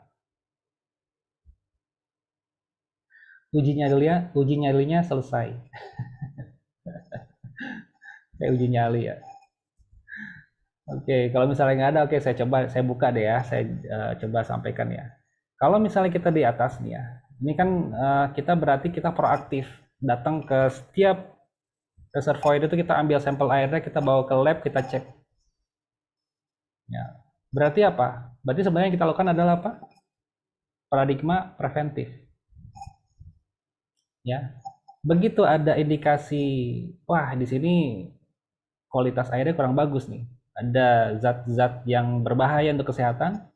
Pada saat itu ngecek ke reservoir yang mana nih? Ya, oh saya ngambil dari sini kemarin. Oke, kalau gitu pipa yang dari reservoir ini itu tolong dimatikan ya. Jangan sampai ngalirin air. Jangan sampai mengalirkan air ke customer. Ya. Nah, oke, mereka komplain, misalnya, wah nggak ada air nih gitu ya. Tapi kita yang tahu, karena air yang akan dialirkan itu sebenarnya berbahaya untuk kesehatan gitu. Ya. Nah, kemudian kalau misalnya tidak ada air yang mengalir ke customer, berarti kan tidak ada air yang dikonsumsi. Nggak ada air yang diminum, nggak ada air yang dipakai buat masak, ya. Berarti apa? Berarti kasusnya menjadi nol. Tidak terjadi kasus, tidak terjadi outbreak. Ya, preventif. Tapi kalau misalnya kita berangkat dari bawah, berarti sebenarnya kita nunggu ada kasus, kemudian kita baru jalan. Nah, ini sama seperti seorang dokter yang nunggu di rumah sakit. Ketika ada kasus datang, kemudian baru dia bergerak gitu ya. Nah, ini adalah sebenarnya yang dari bawah sini adalah paradigma kuratif. Ya, saya yakin nih sebagian daripada teman-teman di sini ada yang nyesel. Oh iya ya, kok gitu ya.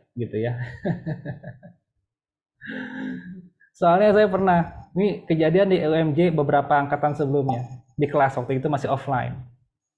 Ketika saya sampaikan itu spontan itu beberapa orang di situ. Oh itu Pak.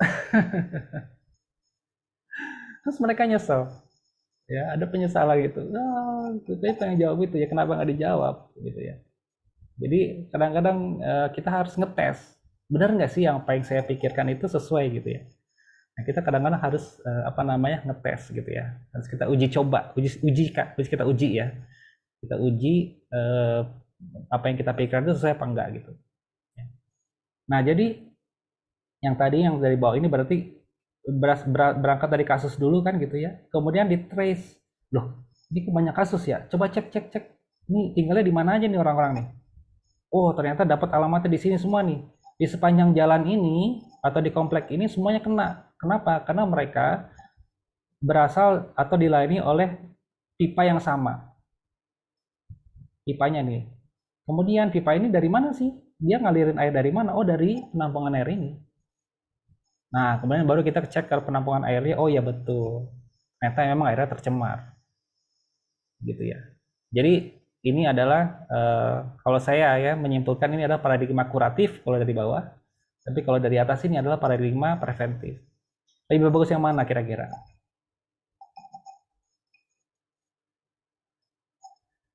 Siapa yang mau ini? Preventif.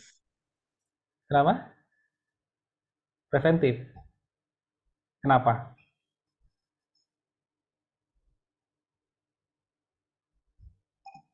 Alasannya apa?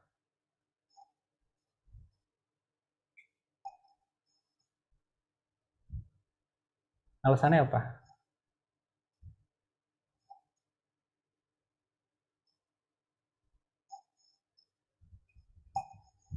Ada yang bilang kuratif? Ada yang bilang preventif? Preventif alasannya apa?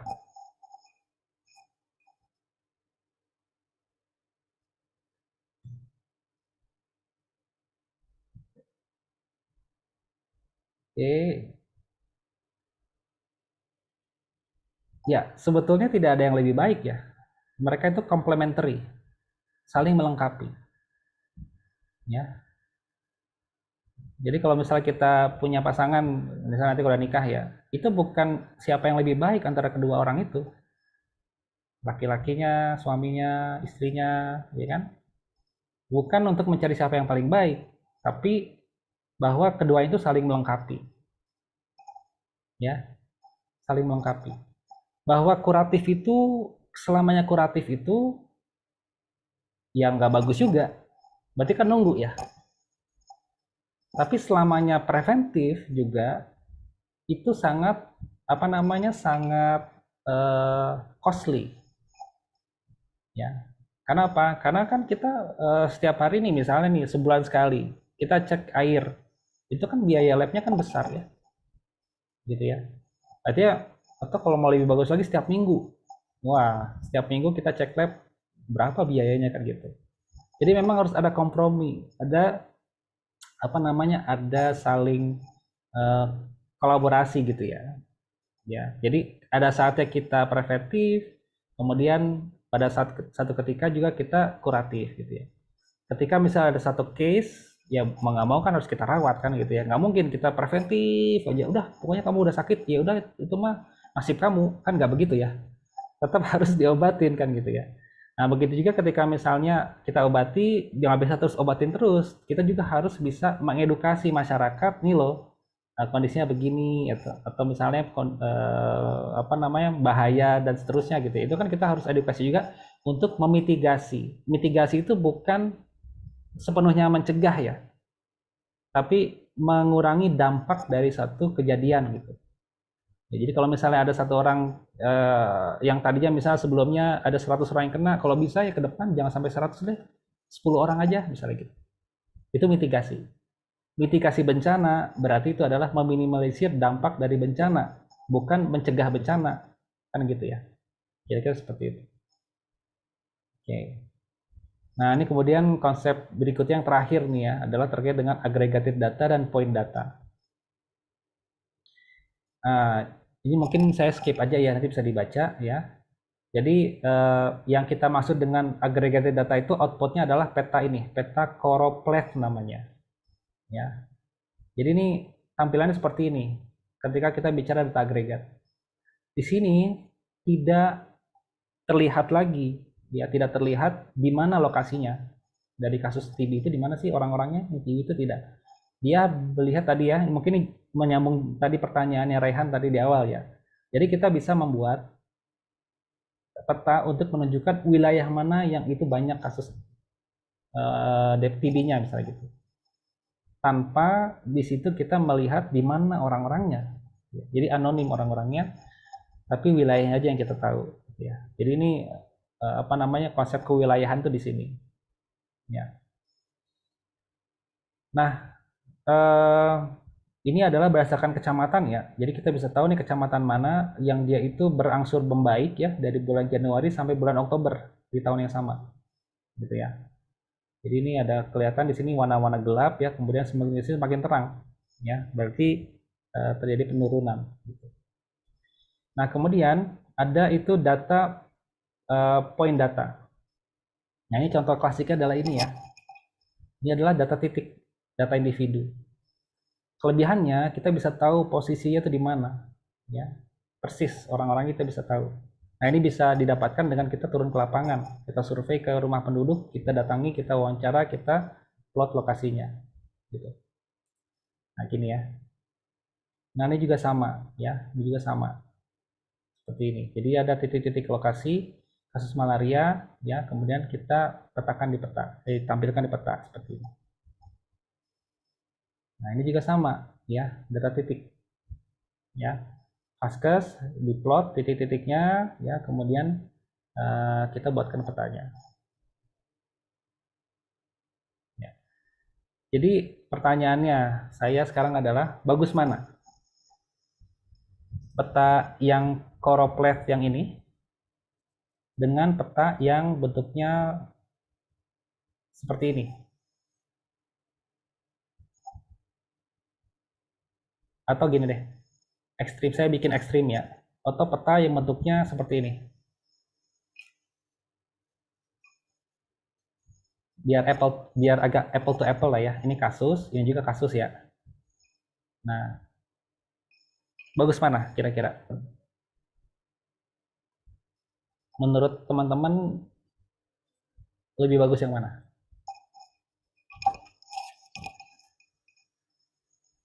Oke, ada yang mencoba ingin menyampaikan pendapatnya? Tampilan peta yang mana yang lebih bagus menurut teman-teman?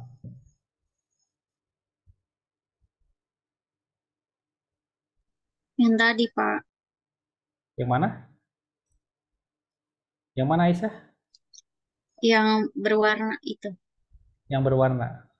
Kenapa? Ya, karena lebih berwarna, lebih menarik di WC dan gampang dilihatnya sih. Oke. Jadi ada tata warna nih ya yang membuat dia menarik untuk dilihat gitu. Oke. Yang lain semuanya sama seperti Aisyah atau ada yang lain? Saya izin berpendapat, Pak. Ya, gimana, Rehan? Kalau menurut saya nggak ada yang lebih baik sih, Pak. Tergantung tujuan ataupun maksud dari si peta tersebut. Kalau dari peta yang berwarna ini, mungkin oke lah kalau misalkan kita melihatnya itu secara cakupannya tuh lebih luas gitu. Kayak misalkan cakupan per kota gitu. Kita ngelihat dengan tujuan apa? Oh, kita kebanding ini daerah yang lebih banyak kasusnya tuh daerah mana gitu. Tapi kalau misalkan tujuannya untuk lebih secara terperinci gitu, mungkin peta yang tadi yang secara titik-titik itu akan jauh lebih efektif sih Pak, karena kita dapat menghasilkan hipotesa-hipotesa tertentu yang dapat kita gunakan untuk mengambil suatu kesimpulan. Mungkin seperti itu, Pak. Oke. Rehan jawabannya diplomatis sekali. Belajar dari yang soal yang tadi ya, yang sebelumnya ya. Kuratif sama preventif. Iya, iya, iya, iya. Iya, jadi betul ya. Jadi tadi yang disampaikan Rehan itu tepat sekali, ya tepat sekali. Nah ini baru pertama kalinya nih di sesi kuliah saya ada yang bisa menjawab tepat sekali, persis seperti apa yang dalam pikiran saya gitu ya. Bahwa ketika kita membuat peta itu tergantung dari peruntukannya apa, ya. Kalau kita ingin membuat, kalau peta ini tentu ini target audiensnya itu bukan kepala puskesmas, tapi ini adalah gubernur mungkin ya, atau wali kota ya. Karena di sini kan unitnya adalah kecamatan ya. Jadi istilahnya target audiensnya itu adalah kita memaparkan kepada gubernur nih secara global wilayah DKI Jakarta itu kondisinya kayak begini. Kemudian mungkin di situ juga ada jajaran beliau wali kota ya. Bahwa ini nih di wilayah Bapak nih kecamatannya ada yang tinggi misalnya gitu. Ya. Seperti itu. Ya. Tentu yang ini bukan peta yang operasional.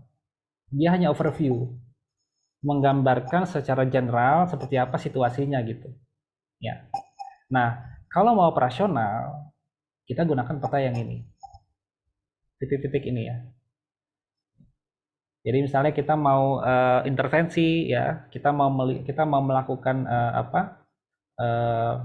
misalnya untuk petugas di lapangan, untuk puskesmas, tentu lebih operasional ini gitu ya, karena bisa kelihatan kan si ibu ini kalau kita klik nih, kalau di data spasial ya, kalau di aplikasi ini kita klik keluar namanya nih Bu Ani misalnya gitu ya, Bu Siti.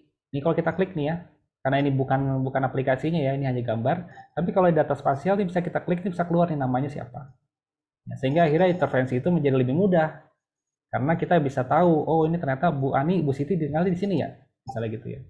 Kemudian nanti petugas kesehatannya bisa lebih mudah untuk melakukan intervensi gitu. Jadi tergantung dari scope lingkup kegiatan kita ya, dan kemudian juga tergantung dari audiens yang menjadi pengguna data ini gitu ya. Tentu kalau gubernur nggak perlu ngelihat sampai begini kan begitu ya, titik-titik nggak perlu, dia perlu hanya mungkin gambaran umum aja. Oh berarti di wilayah saya ini kecamatan-kecamatan yang tinggi yang mana ya, coba di listing. Oh di daerah utara ini banyak ya misalnya gitu. Nah berarti dia cukup sampai situ aja. Tapi bagaimana operasional di lapangan, nah itu perlu dibuatkan peta yang lebih detail, peta lebih terperinci untuk nanti alat bagi petugas kesehatan di level puskesmas untuk bisa menyisir, mendatangi lokasi ini. Ya kira-kira begitu ya. Bagus, Rehan. Sudah mulai ngebaca arah pikiran saya. Ya bercanda ya. Oke. Mungkin itu ya. Jadi kira-kira materi kita hari ini pada sore hari ini sampai sini ya. Minggu depan kita akan coba ya. Ini sekarang sudah ada yang ini nggak nyalain aplikasi, udah punya install aplikasi? Mungkin kita kalau misalnya penasaran kita coba simulasi dikit ya. Ya, coba dibuka aplikasinya ya. Kita coba simulasi, buka petanya dikit ya. Coba dulu ya. Pengenalan.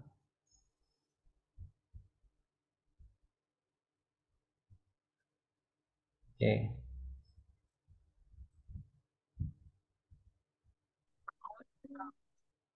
Atau ada yang mau ditanyakan boleh?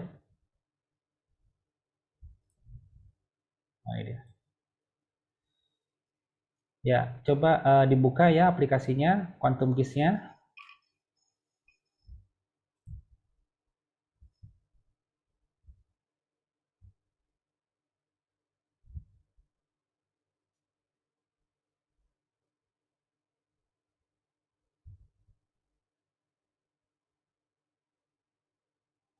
Ya. Oke. Nah, oke, ini adalah tampilannya ya seperti ini, ya tampilan seperti ini. Kita akan coba buka ya, kita akan coba buka. Nah, caranya adalah di sini add layer. Nah, add vector layer. Ya. Tadi ingat ya istilah vektor ya. Ini bukan vektornya nyamuk ya, tapi vektor dalam konteks matematis, ya. Data geometris. Add vector layer.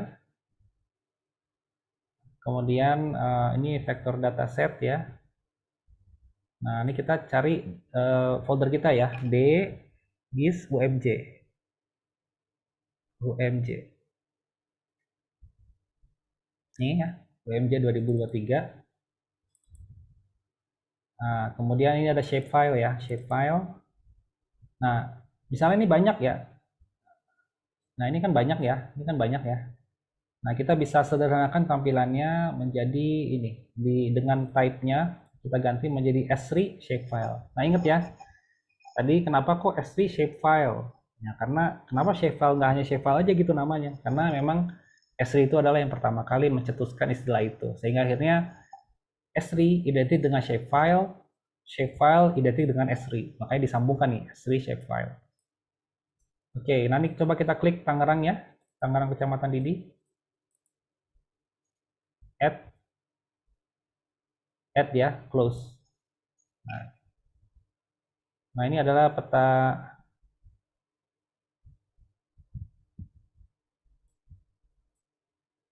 Ini adalah peta Tangerang ya. Oke, nah coba kita buka ininya, klik kanan, open attribute table ya. Nah, ini kita lihat sini ya. Ini kalau misalnya saya klik di sini di tabelnya, nanti ada satu bagian di peta yang dia warna kuning. Ya. Jadi ini yang tadi dimaksud ya, bahwa shapefile itu dia adalah data yang punya geometri ya. Kemudian juga dia punya nama atribut gitu. Jadi kalau misalnya saya ganti nih ya. Nah, ini berubah-ubah ya. Saya klik di sini nih, di pondok nih warna yang ini gitu ya. Jadi setiap objek itu punya nama. Ya. Setiap objek itu punya nama. Kalau tabel kan dia hanya nama, objeknya nggak tahu di mana gitu ya. Kalau grafik juga sama kan begitu ya. Nah, tapi kalau di sini objek ini dia punya keterangan namanya itu apa di sini. Jadi kayak dia apa namanya di dalam shapefile itu sudah ada atribut tabelnya, sudah ada tabelnya gitu. Nah, seperti ini. Nah, ini adalah shapefile kita ya. Jadi artinya antara ini tuh saling berhubungan ya. Jadi antara ini tabelnya itu berhubungan. Begitu juga kalau misalnya saya klik di sini ya, klik di petanya, itu dia akan berpengaruh ke ini, berubah tampilan di sini ya. Saya klik ini, nah dia akan berubah ya. Nah, seperti itu. Oke, mungkin itu ya sekedar bikin penasaran ya. Dan nanti teman-teman bisa coba-coba ya. Nanti minggu depan kita akan lebih intens lagi di dalam penggunaan ini ya. Jadi mudah-mudahan kita minggu depan bisa lebih fokus daripada hari ini ya, karena kita akan mulai praktikum di minggu depan.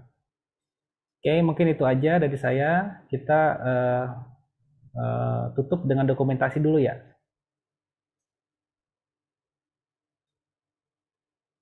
Tutup dengan dokumentasi.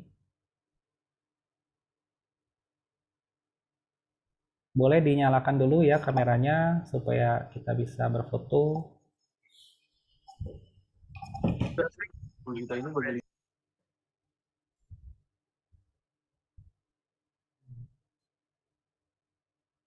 Oke. Loh, Iqbal sama Naufal sebelahan ya? Iya Pak, kebetulan lagi magang bareng Pak. Oh gitu, ya ya ya. Magang di mana?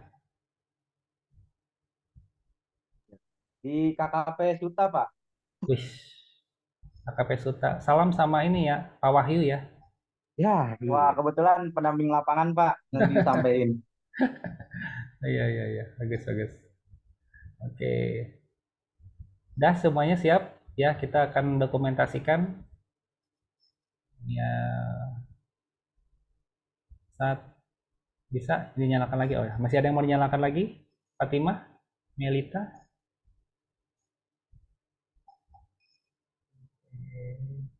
Saya ini ya, saya mulai perhitungan mundurnya 3, 2, 1. Sejam ya.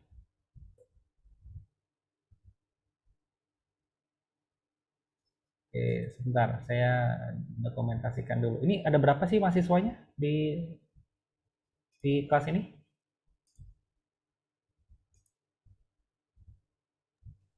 tiga, Pak. Oh, 43. Oke, sebentar ya saya.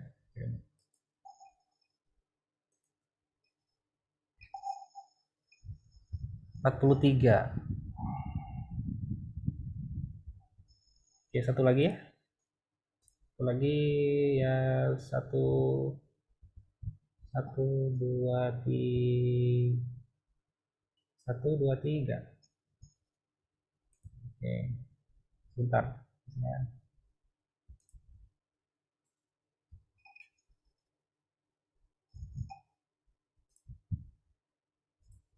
Oke, bentar ya, saya ini dulu.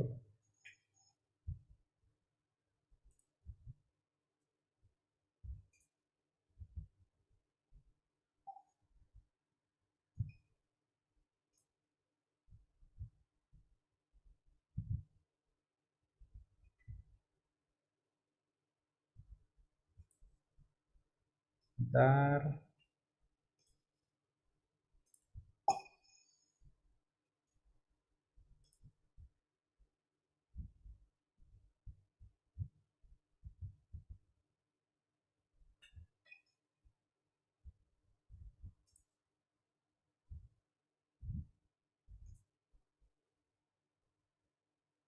Sekali lagi ya, sebentar.